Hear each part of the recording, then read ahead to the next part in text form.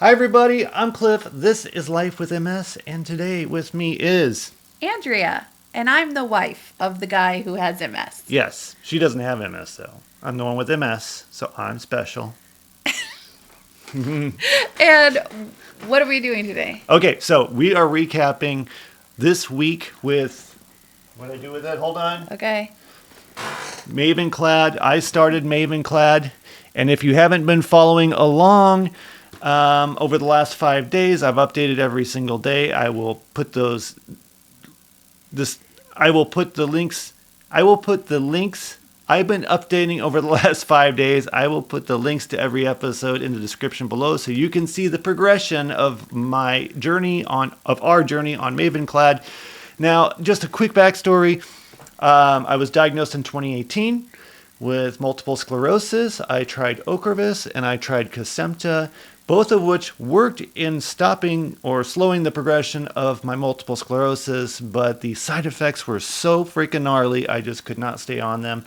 Ocrevus giving me just a roller coaster ride of depression, fatigue, all kinds of stuff.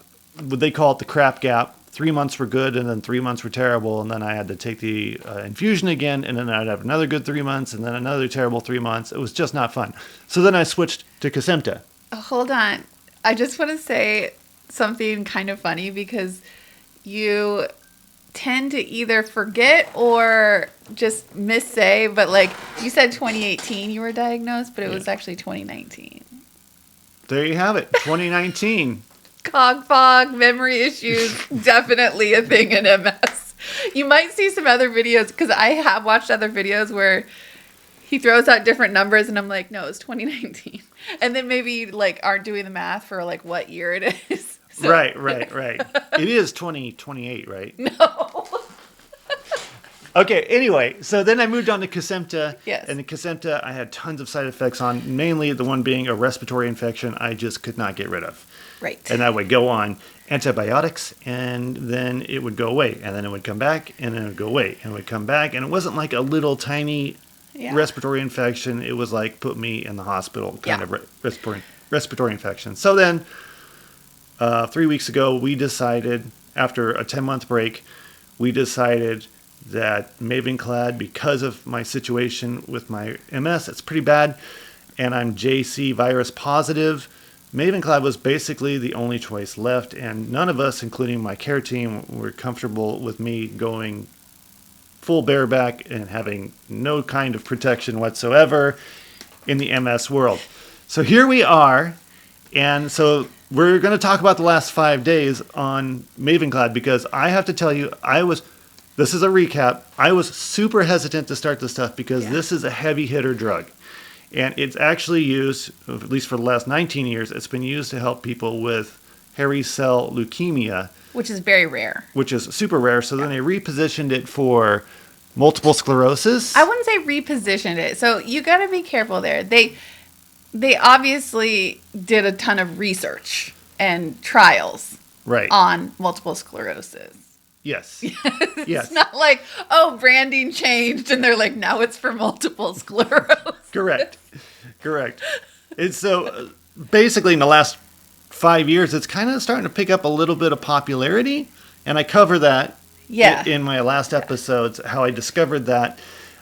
So it has been interesting. But here we're going to talk about the side effects over the last week, what she has noticed as a caregiver and my wife who knows me for the last 20 years and what I've been through with the other drugs, and what I have noticed after being on the other stuff and basically, I'm going to say it, after being on Kesimpta and Ocrevus for my multiple sclerosis. I have to throw those words in there so that these things get found in search when people are looking for them, because stuff is not very, descriptive. I guess. Yeah. And so, it's been a journey. Can I start and then you just add to it, or do you want to start? Are we gonna just like do general observations? General observations, and then what we would do differently next time. Okay, that's because fine. There is a next time coming up. There's next month. Right. Okay. So I'll just recap real quickly. Day 1, not too bad. I had really high anxiety around taking it. Mm-hmm. The fatigue was a little much at night. I was a little bit nauseous. Day 2, kind of the same thing. And then day 3, the fatigue started dissipating, though I was still nauseous. And I'm going to talk about one common side effect that was across all days here in a second. Day 4, I got to say, and you can add to this, other than being very nauseous, at the end of the day, I was feeling pretty darn good yesterday. I was doing well. Yeah. And now we're on day 5. I take my last dose today.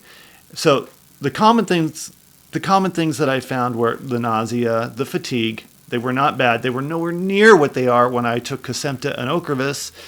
I was still moderately functional. And then I think probably the one thing that I noticed this morning that I didn't really notice over the last 4 or 5 days, and then I thought about it, I'm like, wow, this is okay, this makes sense, is I hadn't, because of the nausea, I hadn't been eating a lot. Yeah. And so this morning I went to go get in the shower, and of course I'm checking out my hot bod in the mirror, and I'm like... Sorry. She calls me stick boy. I'm like, holy crap, I've lost a lot of weight. And then I put on shorts that don't usually fit that well, and I had to put a belt on this morning. And so I weighed myself. I've lost 5 pounds in the last 5 days. And Yeah. I think that's just because the nausea. Like, I just haven't been eating much. Yeah. So I think that's one thing we'll watch out for next time, because I need to keep... I kind of have to force myself to eat when I'm on this, because I'm just not hungry. And it's not like the nausea is so bad I feel like I'm going to vomit all the time. It's just like I'm just not hungry. Right. And so I thought that was kind of weird. And then the other side effect is really crazy, weird dreams. And if you want to see what those really crazy, weird dreams are, you can look at the past episodes where I actually take those dreams, I put them through AI, and I recreate them for all of us to enjoy. Yes. And the ones that I can put on YouTube. Yeah. And, so those were kind of fun and kind of weird. And wow. And the sleeping was also an issue for the first 3 days. I had quite a bit of insomnia this first and second day. And I don't know if I was just so damn tired by the third day I was going to sleep no matter what. But so that's my take on the last 5 days. So across the board, nowhere nearly as bad as I have felt taking Ocrevus or Kesimpta days after the infusion or days after the injection. Yeah. And it's way easier. Like, I just take a pill, like a little pill, and I can still eat. I just can't take certain medications or supplements 3 hours before or 3 hours after. Yeah. So, and it's for 1 week. Mm-hmm. Yeah. I mean, I would say that it did seem, having gone through the caregiver aspect of Ocrevus and Kesimpta, I would say that it's definitely more mild. You did have like 2 weeks of like major anxiety and buildup, and you know we cover that in another video too, where we talk about how we gotta like identify our emotions and not deny our emotions. Anyway, go watch that video because I think it's helpful for, especially when you're leading up to like a new thing. I will say that there were some like similar things that I noticed happened at a lower volume, like they did on Kesimpta and Ocrevus. One of them was how easily frustrated you get because you're so uncomfortable, right? Like, yes. And I'm like, okay, so my job as like a caregiver, I'm like, let me just blaze a path, a clear path that like things aren't going to frustrate you so much. And like, I'm used to that, but I think maybe some people as caregivers are like, whoa, like who is this little monster? Like, cause you do, like you're quick to frustration and cause you're so exhausted, and we totally get it. Like we totally get it. It's just that I think that also you tell yourself that you're not as tired as you really are. You're kind of like a toddler that doesn't want to go to sleep and then just gets progressively more frustrated about it. And I'm like, like just go rest. And you're like just fighting it. And that's where I'm like, you and I are so different when it comes to like resting, because you do not rest well. And I am like, yeah, chill. Like, let's like watch some movies, whatever. And you're like, let me go. Like I could probably like mow the lawn, right? And I'm like, what are you doing? Like sit down and relax. And that's just like the anxiety. I mean, I don't think a lot of people really acknowledge like the anxiety aspect of multiple sclerosis. And like, I mean, your anxiety was hijacked this week and you could not figure out how to soothe yourself. And that just happens on all of the drugs that you take. And honestly, actually, even without the drug situation, that's just how you are. Like, you run hot on anxiety. Yeah. Yeah, I agree with that. And I think one of the more challenging parts of this week was, so we have, many of you know that have subscribed to the channel, liked and shared and commented. Thank you very much. You know that we have a border collie and another mutt mix dog and an 8-year-old son. And those first 2 days, when Gavin, our son, would come home from school, and like when he gets home from school, it's playtime for both of us. Andrea kind of disappears, and the kid and I we just do crazy stuff because we have a lot of fun. But communicating that whole like, I really don't want to play with you today, I really don't want you touching me, has been really, really difficult. Like, yeah, he wants to play with his dad. Like, he wants to do things with me. And so he comes home, and we're physical people, right? Yeah. Like, he comes home and he's like, and I'm like, true. Dude, don't touch me. Yeah, he's an octopus. And we're both that way. It's just like, I don't want anybody touching me. I feel like crap. I'm short fused. Mm-hmm. And I really worked on that this week. And I think you might have noticed what I would do is I would disappear into the office and I would turn on a video game like Battlefield 5 and I would just go blow stuff up. Like that was my coping mechanism. Yeah. And that worked. Where that didn't work is with the dogs. Yeah. One dog, the mix, is a Beagle Spaniel mix. She's chill as a cucumber. Like, she's fine just doing nothing all day. Yeah. The Border Collie has been kind of my dog since the day we got her. Yep. Because she's super high energy like I am. Yeah. And she's just like go, go, go. And that's our routine every day. As much as it can be, right? Right. And the worse the MS gets and the worse the drugs are that cause the fatigue, the harder it is to deal with the dog. The dog is harder than the kid at this point. Why? Because she's bugging you? Yeah, she bugs the crap out of me. She doesn't understand what's going on. She knows there's something wrong, but she thinks she can control it. It's like when you had your issues and I was the engineer trying to be like the guy who can fix cancer. And it was like, she's like, no, you can't fix this. Just back off. And she doesn't get that. Like, she's just like, okay, Dad's not feeling well. You're going to need a Frisbee. You're going to need a Frisbee. And then I'm not throwing your damn Frisbee. And then she's like, well, then you're going to need a sock. You're definitely going to need a sock. And she brings me a sock. Yeah. And I'm like, just leave me alone for 10 minutes. And then she's like, hey, okay, so it's not a sock day, but maybe it's a ball day. And she goes and gets a ball. Then she throws the ball at me. And she keeps throwing it at me. And then I have a Frisbee ball and sock constantly pelting me while I'm trying to be left alone. And mind you, she's 10 years old. And she's 10 years old, and she's done this since day one. Yeah. And she acts like she's a year old. Yeah. And so, like, I eventually break down, and I take her outside to take her on a walk or do whatever. And that only lasts, like, a couple hours before she's ready to go again. Yeah. So that has been a challenge, and and the reason I mention this is I'm really grateful that the fatigue from the Mavenclad is predictable. And it only really kicked in 2 or 3 hours after I took the pills. Right. So it was evening by the time it kicked in. It was evening by the time it kicked in, and I could rest a little bit, and I could plan around it. Whereas with the Ocrevus and the Kesimpta, it was all day for days. Yeah. Sometimes weeks. And it's a mix of MS and the drugs. I don't know if the drugs triggered the MS to cause a lot of the fatigue or if the drugs caused the fatigue and the MS just came along for the ride. But this time I noticed that like it was very manageable because it was predictable. Like I knew that after 2 or 3 hours. I was going to be down for an hour or so, and then I was going to be okay. And by the next morning, I was fine. And by yesterday, by day 4, that, because the dosage gets reduced over time, by day 4, I was pretty good. I had about 10 minutes where I had to lay down, 20 minutes when you went and picked up the kid from school. And then I was good the rest of the day. And so I'm feeling spry today.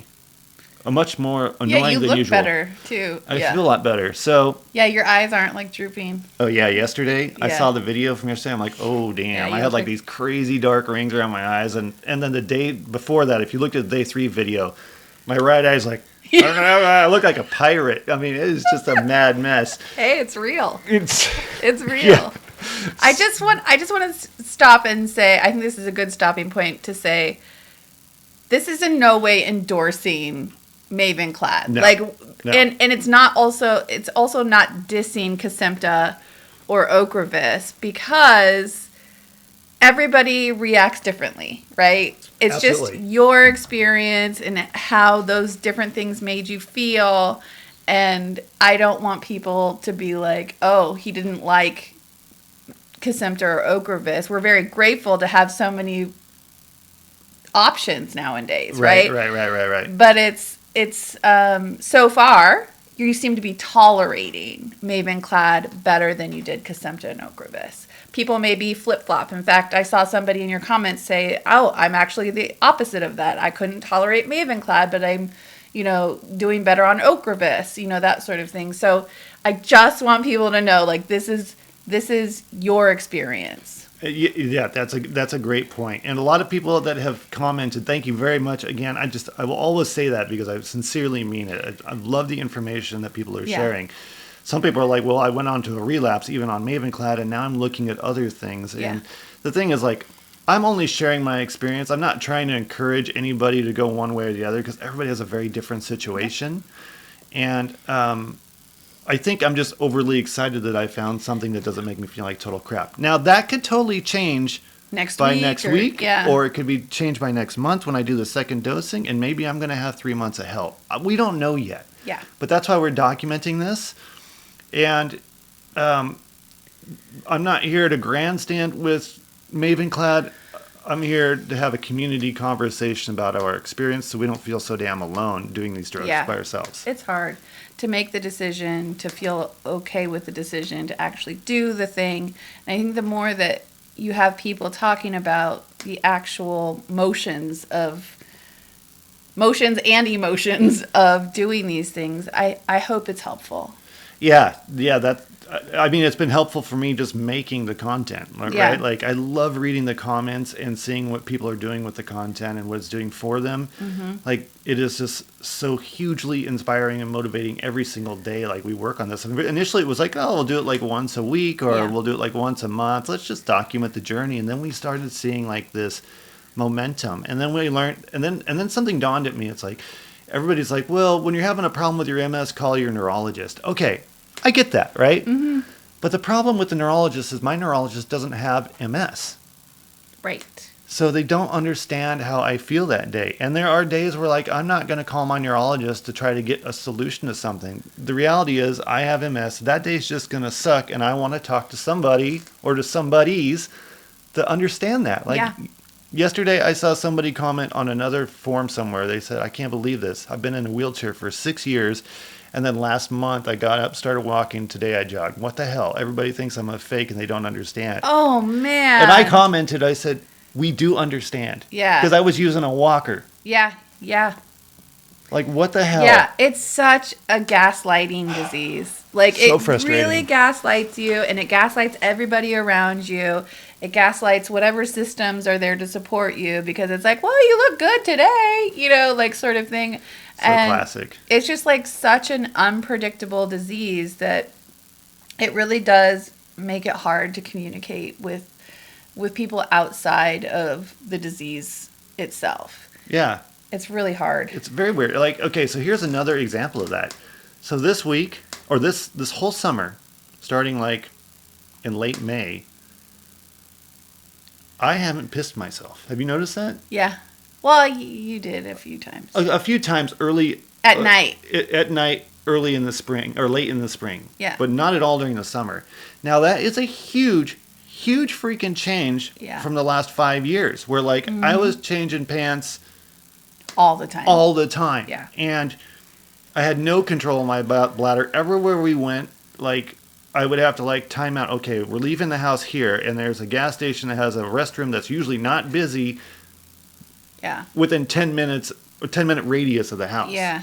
And that's how we would plan our trips. I mean, if we're going to dive into like why I think that is, I think that honestly you haven't really left the house this summer. And that could be, right? Like am I adjusting to things? Yeah, like your world got really small this summer and you really haven't done anything. That's true. Like I didn't go to the water park with you guys. Yeah, like you really haven't done anything, so you haven't been put in situations where that would happen. Right. And so I think honestly that's probably what it is. And it could be like I'm subconscious about it, and I'm like, okay, yeah, like I'm not going to go out and ride my bike on a 100-degree day or a 95-degree day because that is going to cause issues. Yeah. So maybe that's adjusting to it, but you're right. I've been living in a box for the last 3 months because of the heat. Yep. But then again, like maybe it's the same thing with the guy in the wheelchair. Maybe like he decided, I'm not going to go out in heat, and by doing that, it caused less inflammation in the spine, and he can walk again. Yeah. Right? Who knows? Yeah. But that's the understanding we have. It's such a crazy thing. Anyway, can we get back to the Mavenclad stuff? Yeah, sorry, I digress. No, that's okay. I think that these are all like things that are floating around everybody's minds. But can we talk about like what we would do differently? Because I feel like I made one mistake, and it actually doesn't have anything to do with you.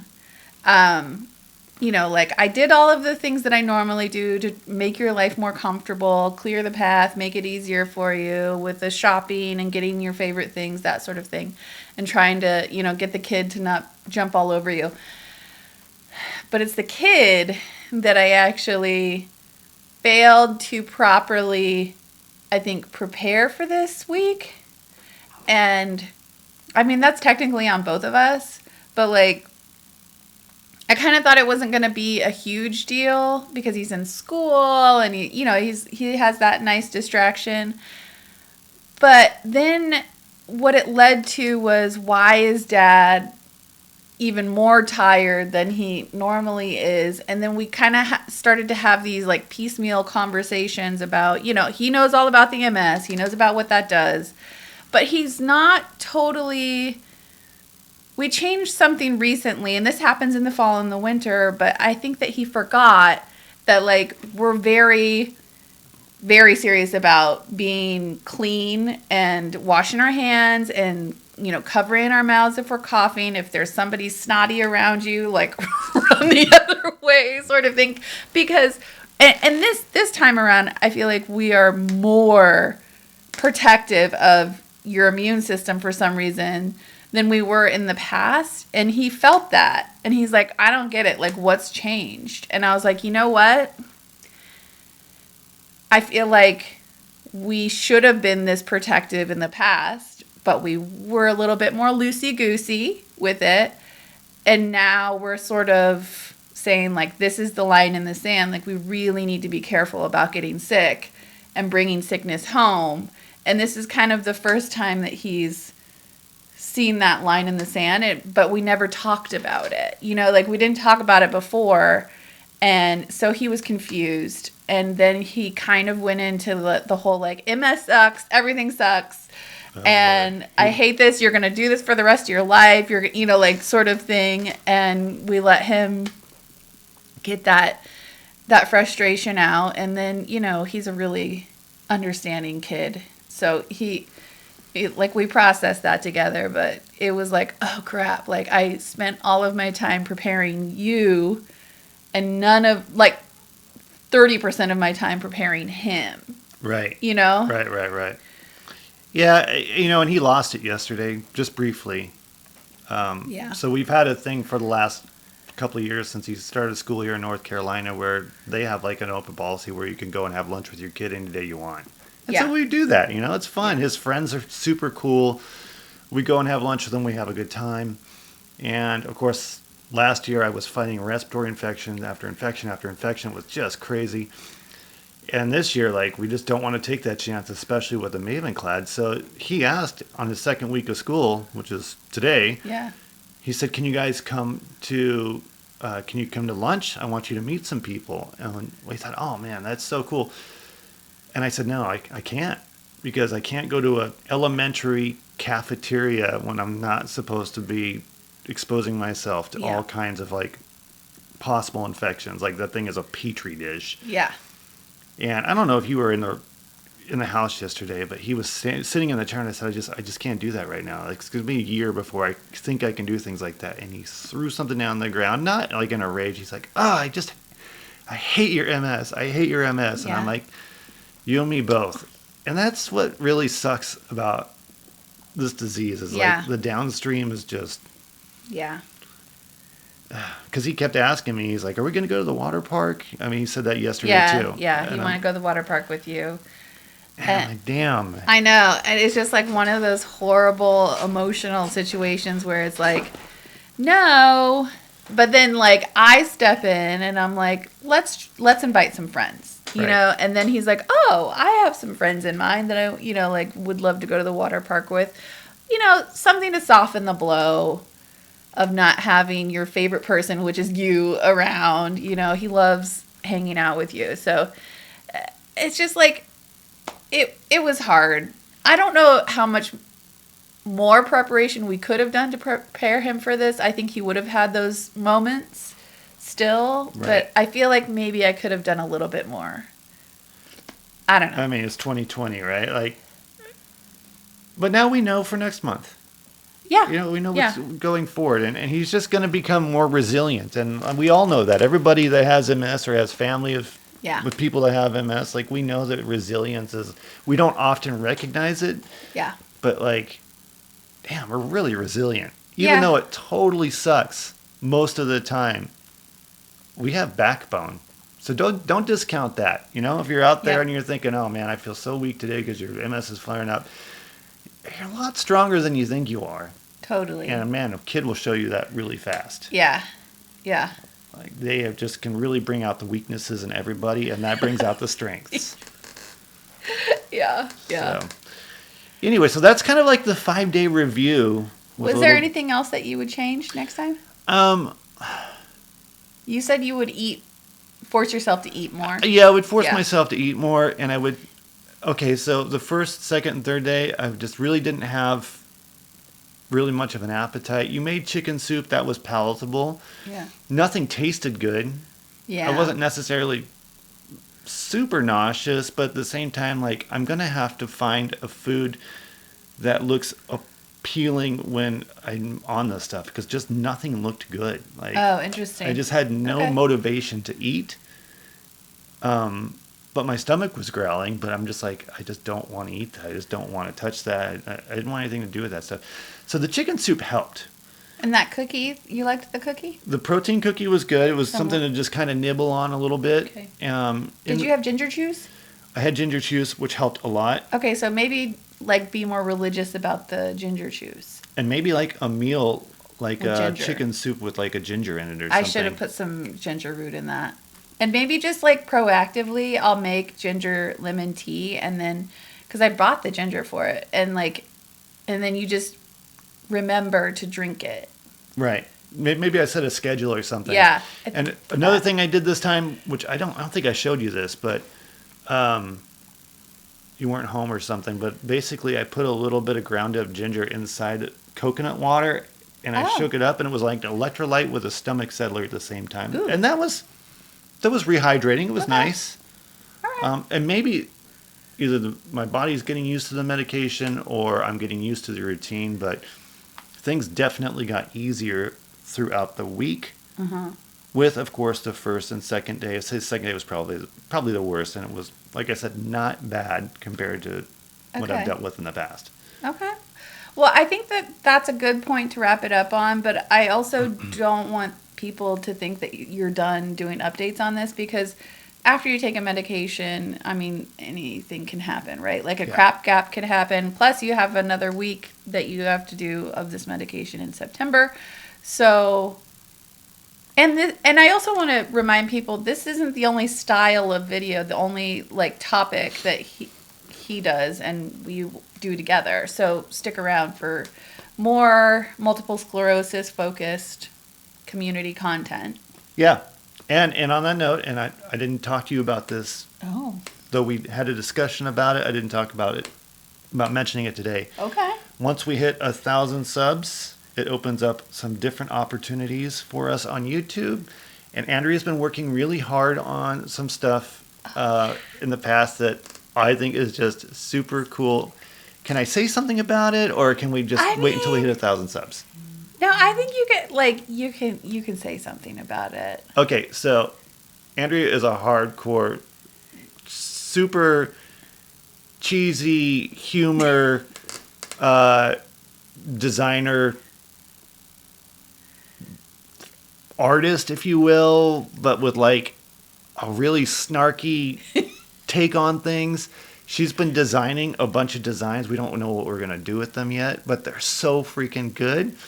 And so we're for multiple sclerosis. For multiple sclerosis. And they're About. like just super silly sayings and stuff I've never seen before. And she did one this morning that's just incredible, which is very 80s throwback. Yeah. We're going to share that with you guys when we hit 1,000 subs, because it'll give us the ability on YouTube to get like more input on the stuff, and if it's worth anything for people to like share and contribute. I don't know. We don't know what we're going to do with it, but we see something here. It's fun. And it's a fun distraction. We're just working through it right now. We think by the time we hit 1,000 subs, we'll basically be at a point where I think we can kind of open that door and share that stuff. Yeah. Merch. And we're close. We're like 100 people away, or 100 subs away. So. I know. Please share this with everybody you know. This helps not only support us, but supports the whole community. Yes. Yeah. So anyway, that's it for today. I hope you've appreciated this or enjoyed or entertained or been educated in this last week. We're going to keep going. I haven't discussed this with her yet, but we may be doing this for the year all the way up until the next regimen of Mavenclad, because like it's one thing to see a week of somebody's life or 2 weeks of somebody's life on these drugs, but we all know that like they affect every part of your life every single day. Yeah. In perpetuity. So why can't we explore how it's different for people with someone on Mavenclad? Yeah. All right. So there we go. I'm Cliff. I'm Andrea. And this is Life with MS. And for now, we are out.